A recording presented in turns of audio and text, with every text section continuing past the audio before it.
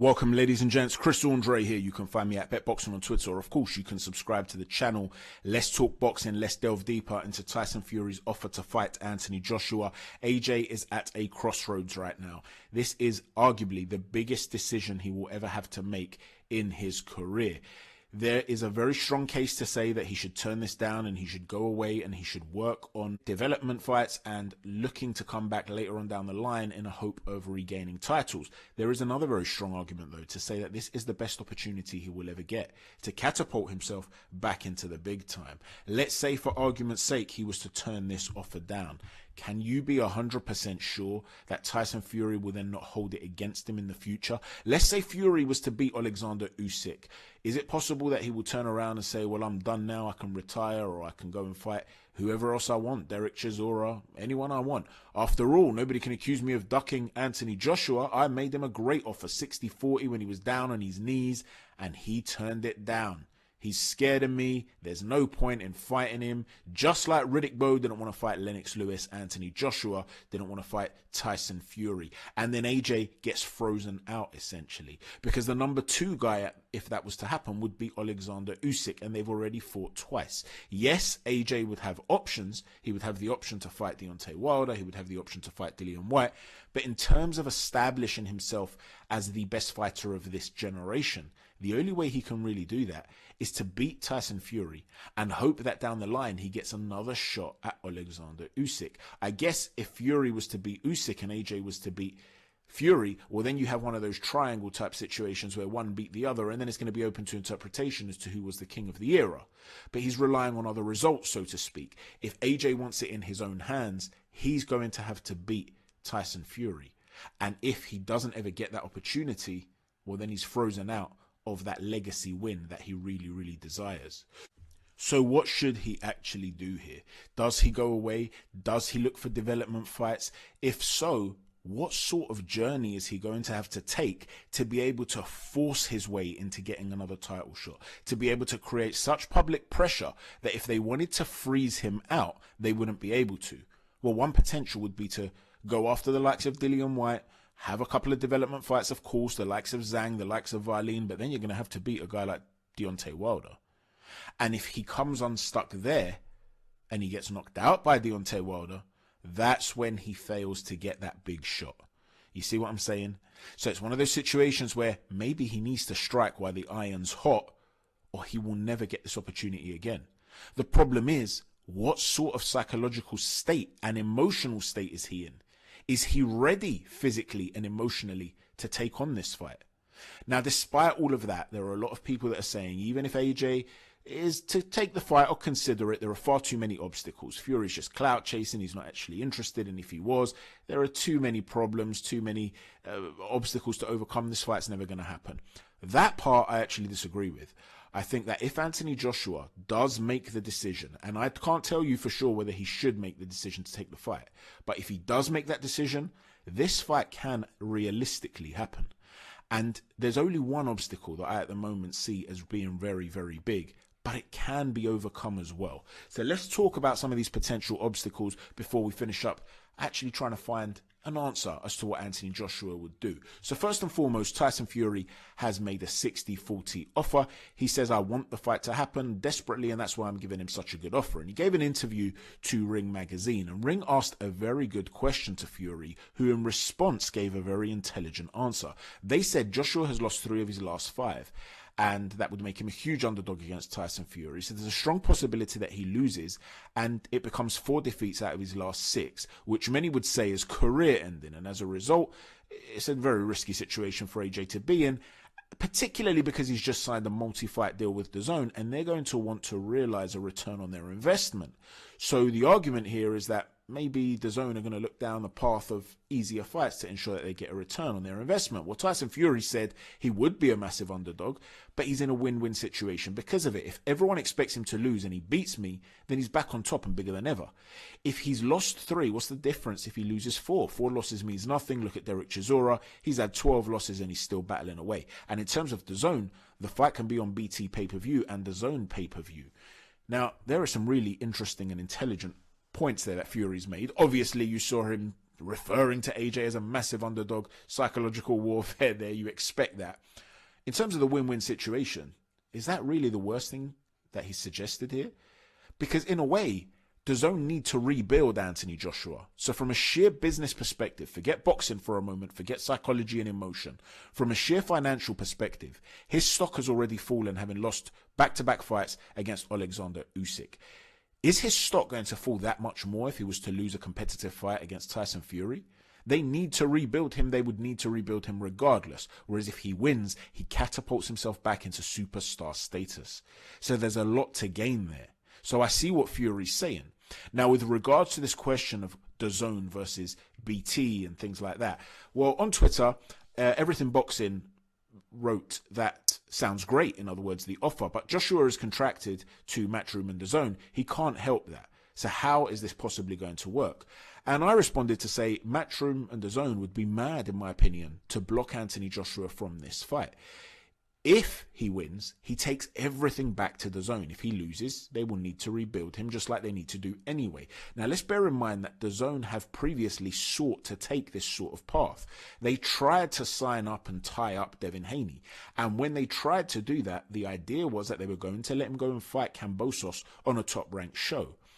If he was to beat Kambosos, he would take all the marbles back to DAZN. Now, it didn't work out like that because Haney was a free agent and he chose to fight and sign with Top Rank. So that's very different, although Eddie Hearn still harbors hopes that one day Devin Haney will return. But the point is, they've been willing to take that gamble. This would also be a gamble, but if he wins, it would make the subsequent fights for Anthony Joshua worth a lot more. Now, a lot of people don't buy into that. At Boxeo Pat's got a bit sarcastic with me, but shout out to Boxeo nonetheless. He said, so DAZN don't get the Fury or Usyk fights, the two biggest fights AJ is ever going to have. That would be fantastic business from them. And Everything Boxing said DAZN have the broadcasting rights to AJ. That's half of the fight, and I do think that AJ is still a huge draw. It's up to them. If I were them, no way would I give up AJ, but as a fan, I hope they do. Here's the thing. In an ideal world, of course, you would want DAZN, if you are a DAZN corporate suit, to have sole rights to the fight. That would be a massive benefit to DAZN. Now, having it as a joint venture, whereby you can both host it as pay-per-view, of course that's better than you not having it at all. I'm not suggesting DAZN should just willingly tell AJ, okay, off you pop, off you go make that fight over there, nobody cares. Obviously not. But if it was a stumbling block to them making the fight, then I don't think DAZN should stand in the way. You see, DAZN will ultimately seek to put this on pay-per-view. It will not be a subscription-based fight. So the existing subscribers at DAZN may get a discount in the same way that they're getting a discount for Canelo Golovkin 3. In other words, you'll still be paying full price for the pay-per-view, but they're probably going to waiver their subscription fee for that month. But the fact of the matter is you're still paying full price for a pay-per-view. The hardcore boxing fans, regardless of whether it's on DAZN or BT, they're going to pay for it anyway. And for those that are fans of DAZN, they will purchase it through DAZN. However, what makes these fights financially viable is the fact that crossover fans are the ones that buy these big fights. They are the football fans, the cricket fans, the rugby fans, those that are caught up in the hype of it and want to purchase the fight. Now, these sorts of fans aren't already subscribers to DAZN. What they are, though, are subscribers to BT Sports because of the football and all the other sports that they show. If you are a subscriber to BT and you are watching football every week, you're watching the Champions League, you're watching Premier League matches, and pre-match, at halftime, at full-time, they're sitting there and they're telling you, press the red button right now and purchase the biggest fight in heavyweight history, Tyson Fury against Anthony Joshua. You are familiar with the red button process. You know how to book a fight and other pay-per-view events. You've done it a million times before. You are subscribed to BT. You're going to hit that red button and you're going to subscribe. So who on earth out of these sorts of people is going to say, you know what, I'm not going to buy it through BT. I'm going to go and find this app that I'm not currently subscribed to and I'm going to configure it and find a way to subscribe to it. You're not going to do that. You're going to go down the easiest route. Now, I guess it's possible that they're going to say, listen, whatever BT and DAZN make in terms of pay-per-view sign-ups, it won't matter. We're all going to put it into a pot and then we'll split it. But BT aren't going to accept a 50-50 split in that regard, and they're blatantly going to be the ones that are getting all the sign-ups, or the majority of the sign-ups. So what percentage do you then give DAZN? My point is this, not that DAZN shouldn't want to get a split of the pay-per-view. Of course they should. But it's not a hill to die on. I don't think this is a big enough area whereby they're going to say, right, we will stop this fight happening, because of what they could potentially gain from allowing AJ to fight on BT and potentially winning that fight. If he wins that fight, he is a superstar all over again. And now DAZN have got a superstar. And with that, they can drive subscriptions up. You see what I'm saying? And when Frank Warren was asked about, what the idea is, what the plan is, he was asked on TalkSport. Frank basically came out and said, once they confirm that they want the fight, we will work collectively to maximize the value of the fight. So he's keeping his cards close to his chest there. But whatever it is that he suggests, I can't imagine it somehow harming BT. They're the ones in the position of power here. They're the ones that have the guy who's flying high and has series of options. He can potentially go down the route of undisputed with Alexander Usyk. For them to have a 50-50 split moving forward after this particular fight, Usyk would have to beat Tyson Fury twice, because there's probably going to be a rematch clause there. Then Fury could come back and say, okay, I'll make the AJ fight now. That AJ fight isn't going anywhere. I'll make it at 50-50. Eddie Hearn's not going to say no at that point. So what negotiating position of power does DAZN have for them to say, I'm going to block this fight from happening, if that was indeed an obstacle? Hopefully it's not an obstacle, and like I said, DAZN will prefer to have some cut than no cut, but it's not a hill to die on if that was an obstacle. Now, Eddie Hearn has been asked about everything that's been said, and he's basically implied that Tyson Fury might just be clout chasing. He was keen to remind everybody that they had already signed to fight Tyson Fury before Bob Arum and Team Fury had dropped the ball, essentially, with regards to the arbitration decision, which led to Wilder getting his rematch against Tyson Fury. So his point here was that we've always wanted the fight and we're serious about that, and if the fight is there, we will want it, and we didn't expect this opportunity to arise, but since it has, we would definitely take the fight. Now, this is all very important, and I will explain why later on from a PR perspective, because a narrative is prevailing, not just among Tyson Fury, but among some influential voices that contrast this, and we'll talk about that in a moment. But he goes on to say, to me it smells as though they're saying, we tried to make the AJ fight and it couldn't come off, there was no one else available, so we're going to fight this bloke that nobody has ever heard of instead. So what Tyson Fury is being accused of here by Eddie Hearn is laying the groundwork for fighting a gimme, a pushover, and then saying, well, we did try to make the AJ fight, but it's them that didn't want it. But that they would take the fight in a heartbeat. There is somebody, though, who's very close to Eddie Hearn who actually disagrees with him, and that is Tony Bellew. Bellew was also on TalkSport, and he's actually said that this should be a 50-50 fight. He compared Anthony Joshua to Conor McGregor as a star that rises above the sport, almost transcends the sport, and he basically said, look, the champion is Tyson Fury, and he's the one calling out Anthony Joshua. That's how you know who the true draw is, who the true cash cow is, and so this fight should be 50-50, and if it was me, I would be hesitant to accept 60-40. Would I accept 50-50? Yes, I would, he says, but he also goes on to say that AJ has come off of a hard camp and a hard fight, so does he need this fight now? Probably not, but can he afford to turn it down? Probably not, which goes back to what we were saying earlier on in the video. Why can't he afford to turn it down? It's not about money. AJ's made an awful lot of money from this sport. The reason he can't afford to turn it down is because of opportunity. Is it possible that if AJ says no to this now, which would be ideal because he's just come out a hard camp, a hard fight, a lot of pressure, a mental breakdown, he's unsure about certain elements of his training team, it seems still, it's not ideal. But can he afford to turn down this opportunity? Or does that dangerous situation arise whereby he will be accused of ducking Tyson Fury and therefore not deserve an opportunity ever again? And how unrealistic is that from happening? Well, not unrealistic at all. Well, the guy you see there that I've pointed at with the arrow, that's former Premier League football player Trevor Sinclair. And he came out and he said, I actually think Tyson Fury is being the bigger man here, because when Tyson Fury needed the fight, Anthony Joshua wasn't forthcoming in giving it. But he's also offering the fight to Anthony Joshua when he's coming off of back-to-back losses. He's talking as though Tyson Fury is doing Anthony Joshua a favor. Well, this is why I told you earlier, remember the comment that Eddie Hearn made about arbitration. It's quite clear that this idea that Fury wanted the fight and Joshua wasn't forthcoming simply isn't true. AJ has always wanted that fight. That's not to say that Tyson Fury did not, but for whatever reason that fight never took place. When it came to finally being signed, it was Top Rank that dropped the ball. It wasn't Anthony Joshua. Now, why is this significant? Because Trevor Sinclair is a pundit on Talk Sport, the most popular sports-related radio station in the UK. It gets an awful lot of listeners. All the way to the left, you can see Simon Jordan, who's also a very intelligent analyst, very articulate. And Trevor Sinclair as well, by the way, I've got massive respect for, because he's taken a really admirable stance over the last couple of years over some very important societal issues. So I've got respect for him. But neither one of these two guys has a take on boxing in general which is stellar. Let's put it that way. They always have a take which makes me think, what are you guys banging on about? Sometimes I wonder whether they're trying to be controversial for the sake of it.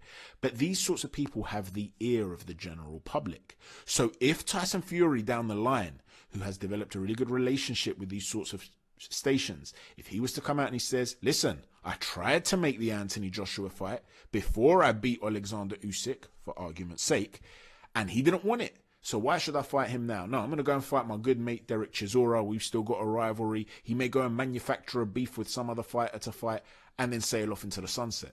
And Anthony Joshua never gets his opportunity, and the narrative would have been spun and pushed by big radio platforms, and nobody will be any wiser to it, really. I mean, hardcore boxing fans might know, but what would the prevailing narrative historically say? And Anthony Joshua, who has taken on big risks and sought to make the biggest fights, could end up having his legacy tainted by a narrative that doesn't have an accurate basis to it. And if he doesn't take the fight immediately, and he is forced, like I said, to rebuild his career, well, he may very well run into a guy like Deontay Wilder. Even if he wants to rebuild and he boosts that confidence with some good wins, what happens if by then Jalilov steps up to the fore? What happens if people are talking about Arslanbek Makhmudov or whoever else is out there? Hrgovic, if he refines his old form. If Jared Anderson becomes the superstar that many feel that he's capable of becoming. What if Anthony Joshua runs into a freight train as he bids to get that opportunity again in 2 years from now? And then he will never get the opportunity again. This is why sometimes you have to strike while the iron is hot. Let me know what you think Anthony Joshua should do here. Does he go into this fight now that the opportunity is available to him, even though it's a less than ideal scenario? Or does he go away and take a risk and try to rebuild? If his choice is to take the fight now, if they genuinely believe he can do it, one thing I will say is that the supposed obstacles of him not being able to find a solution between the networks and all that jazz, that shouldn't apply. The one obstacle, however, that could be too difficult to overcome is the date. Anthony Joshua should at least be looking at end of December to make this fight happen. He's going to want a long camp. He's going to want the long camp after recovering from a difficult fight that he's just had where he lost. And he took a real beating in those last 3 rounds. He's also gone through that hard camp and the trauma, the psychological and emotional trauma of it. The man was crying post-fight. If he's not happy with his training team, he's going to have to consider certain options. I wouldn't advise him changing trainers at this late stage if he was to fight in December. But Frank Warren spoke about them talking about a venue in November. That would not leave Anthony Joshua enough time. For me, that would be suicide. You cannot give up everything. You can't concede on everything, including time. You just won't be ready. You're not a journeyman. This isn't a situation where you're getting 24 hours notice to get a title shot. Yes, it's a big opportunity. You will consider it. You may decide that I do want to take it. But what you should not do is allow yourself to be dictated to if you're going to be rushed and not ready to take the fight. Let me know what you think. What would you do if you were Anthony Joshua in this scenario? Thanks for watching, everybody. Please don't forget to hit a stiff jab on that like button, a right cross on the subscribe button, and an uppercut on the notifications button. Take care. God bless.